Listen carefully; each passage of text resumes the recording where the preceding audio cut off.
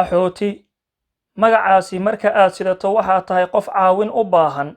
Asalka magacaasina waa ruux dhibaato uga soo tegay dalkii uu hore ugu noolaa, soona maciin biday meel ka baxsan goobtii uu joogi jiray. Dad badan oo soo galooti ah kuna nool qaaradaha Yurub, Ameerika iyo Australia ayaa badankood uga soo careen dalalkoodii dagaalo ka jiray halkaasi. Markii ay yimaadeen dalalkani ayay qaateen magaca qaxooti magangalyadoon ah. Xerooyin ayaa loogu sameeyaa markii ay yimaadaan halkii magangalyada ay ku doonayeen, halka qaarkood hay-adaha qaramada midoobay ee qaxootiga adduunka UNHCR-ta dowladaha kala shaqeeyaan sidii ay dib u dejin ugu sameyn lahaayeen qaxootiga ku sugan xerooyin ku yaala dalalka Afrika iyo Aasiya. Habka ay dowladaha u siiyaan magangalyada dadka qaxootiga ah ayaana ah sida ay u kala culus yihiin kiisaskooda.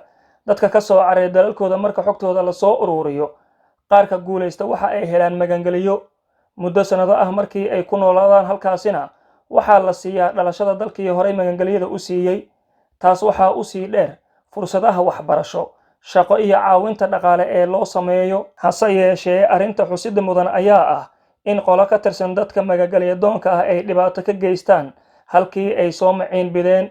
taasina ay dhibaato weyn ku tahay dadkii kale ee qaxootiga ku ahaa halkii uu dhibaatada ka geystay shakhsigii ka midka ahaa soo galootiga. dambiilaha geysta dambiyada bini'aadanimada ka baxsan ayaa magac xumo u soo jiida dadkii kale ee qaxootiga ahaa, markii horena ahaa dadkii u nuglaa murugada.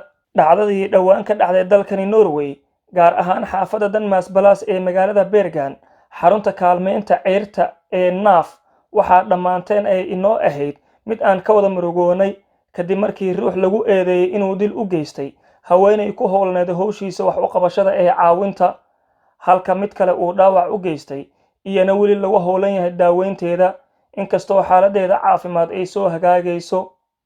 si dhacdadaasi mid la mid ah aysan ugu soo noqonin dalkeena ayaan ugu diyaariyay warbixintan.